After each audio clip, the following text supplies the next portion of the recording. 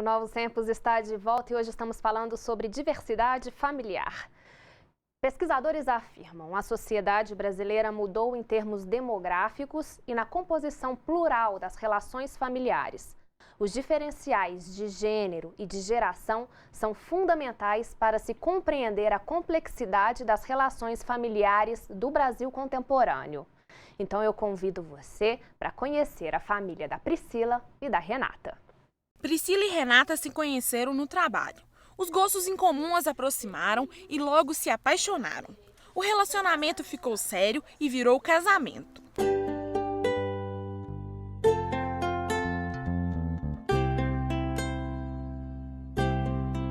A vontade de ser mãe sempre foi o sonho de Renata.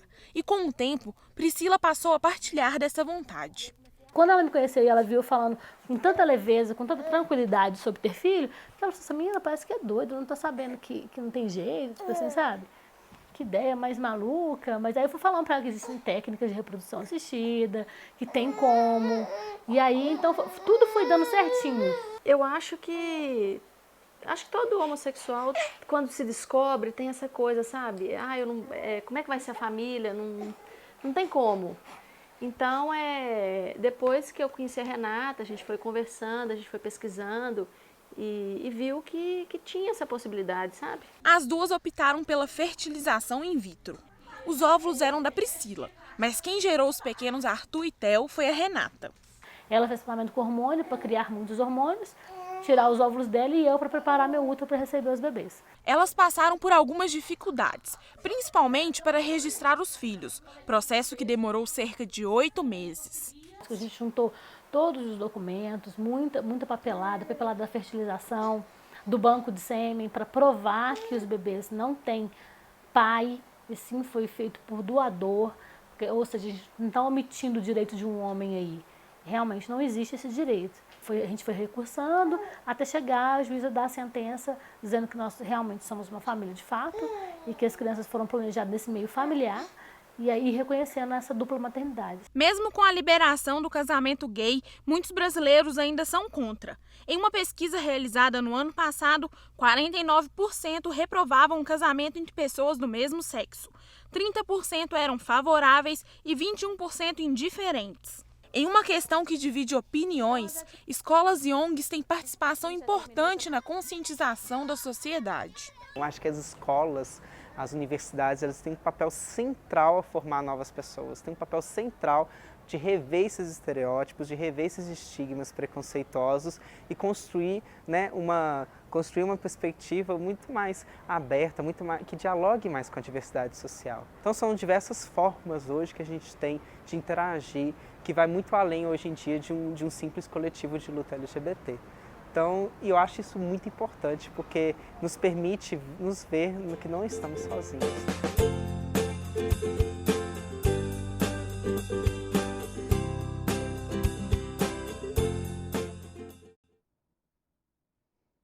E uma campanha idealizada pela agência NBS em parceria com o Grande Dicionário Wise propõe mudar o significado da palavra família.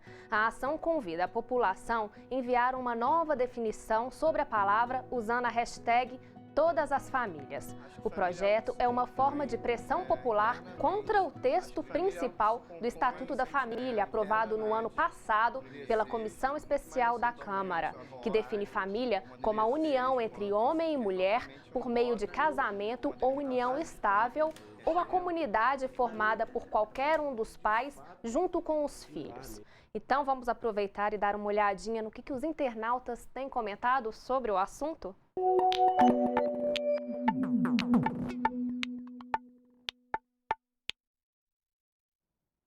Pessoal, então vamos olhar aqui o telão e ver o comentário dos internautas. Vamos lá, o primeiro comentário. Assim como um homem e uma mulher podem criar uma família, 2 homens ou 2 mulheres também podem. Vamos ao segundo comentário. Vamos aos fatos. Família não é só homem e mulher. Família é mãe solteira, pai solteiro, gays e lésbicas. O terceiro comentário.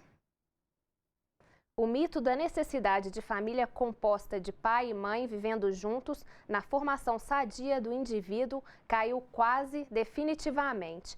Então, eu queria propor um desafio aqui no programa e saber do professor Edivar e da doutora Ana Paula o que para vocês significa família. A doutora Ana Paula até chegou a falar no primeiro bloco, mas eu queria fazer esse estou desafio. convencido de que o que define tem a ver com o sentimento que celebra esse pacto e o mútuo cuidado, de promoção de todas as pessoas envolvidas nele. Eu acho que eu concordo com ele, assim, eu fiquei pensando de uma pesquisa que eu li há muito tempo atrás, de uma antropóloga chamada Cláudia Fonseca, que se chama Caminhos da Adoção, que ela trabalha com a circulação de crianças numa vila, que seria o equivalente a uma favela, uma comunidade pobre, lá de Porto Alegre. E nesse lugar as crianças circulam, né? Se você olha com um olhar de classe média, você fica assim, nossa, mas essas crianças estão sem cuidado algum parental, né? Mas na prática o que acontece é que a comunidade inteira cuida e vigia essas crianças, né? Então não dá para dizer que essas crianças não têm uma rede de relação familiar muito extensa, né? E uma rede de proteção. Então eu acho que sim, é cuidado, é proteção, é afetividade. E não dá para limitar só ao parentesco. Eu acho que a noção de família ela tem que ir além da ideia de parentesco. Agora, Ana Paula, dando continuidade a esse assunto, a gente percebe que a realidade impõe uma diversidade. Nós já falamos hoje de juventudes, deveríamos falar então de famílias, não é mesmo? Com certeza. Porque existem muitos tipos de arranjos familiares, né? Fico pensando no caso, por exemplo, de uma amiga minha que recentemente o pai faleceu, a mãe dela já é falecida há muito tempo, e ela é a pessoa que cuida da irmã deficiente, né? Cuida praticamente como filha. Então, assim, dá para dizer que não é família, e esse núcleo familiar dela com a irmã não consta no Estatuto da Família, né? Assim como vários outros arranjos. Então, sim, a gente tem que falar em famílias, porque existem muitas formas de se ter uma família, né? Agora, por que você, como antropóloga, talvez lendo, por que a gente tem essa, chamar aqui, numa falta de outra palavra, a mania de buscar um modelo ou um tipo ideal para traduzir uma realidade e não aceitar a pluralidade? Eu acho que é mais fácil simplificar as coisas, né, na hora de explicar, né? Criar um modelo explicativo único, um referencial, é mais simples do que lidar com a complexidade. Então as pessoas acho que acabam fazendo uma opção pelo mais simples. O problema é que esse mais simples causa uma série de problemas na vida das pessoas que não se enquadram dentro dessa lógica mais simples e que hoje é a maior parte das pessoas, né? Então, assim, se você tem boa parte das pessoas vivendo de outras maneiras, por que a gente continua dizendo que quem não vive na família conjugal, pai, mãe e filhos, é problemático, né? Aliás, também quem vive não tem que ser problemático. Eu acho que a gente tem que sair dessa lógica do problemático e aprender a lidar com a diferença com respeito, né? Agora, Ana Paula, olhando assim essa diversidade familiar atual, as famílias homoafetivas são as que mais hoje sofrem preconceito, violência, não reconhecimento ou legitimidade. Por que isso acontece, Ana Paula? Tem uma ideia de que, no caso dos homens gays, por exemplo, eu acho que tem uma ideia aí que associa a homossexualidade masculina a uma hipersexualização, né? Que o homem é a figura que se preocupa com o sexo na lógica social e a mulher não, né? Então, no caso, dois homens juntos, então isso é uma explosão de sexualidade, né? Para todos os lados. Só que na prática isso não influencia em nada, né? Existe um preconceito de que vai ter uma influência da sexualidade dos pais sobre a dos filhos. Mas aí eu vou usar aquele argumento bem básico que circula muito nas redes sociais, inclusive, assim, bom, se fosse uma questão de pegar por osmose, digamos assim, você reproduzir o comportamento dos seus pais, a gente não teria homossexuais no mundo, né? Exatamente. Então não é uma lógica tão simples assim. E tem estudos nessa direção que mostram como que nós devemos lidar. Estou perguntando duas coisas, né? Primeiro, para contribuir para a eliminação do preconceito e depois, o que podemos fazer enquanto cidadãos? Olha, eu acho que quando a gente pensa na lógica do preconceito, todas as pessoas na sociedade em que a gente vive são ensinadas a viver dentro de uma lógica que é sempre mais preconceituosa, né? E menos respeitosa com as diferenças. Eu acho que a escola, a educação, nos seus vários níveis, tem um compromisso aí em debater esses temas, né, e fazer com que as pessoas pensem sobre eles e tomem suas decisões a partir de conhecimento mesmo. Eu acho que também aí, a partir do conhecimento dessas coisas, é uma questão de que as pessoas também têm que ter um compromisso com o mundo, com um mundo melhor, de fazer esse exercício cotidiano de dizer não aos seus próprios preconceitos. É verdade.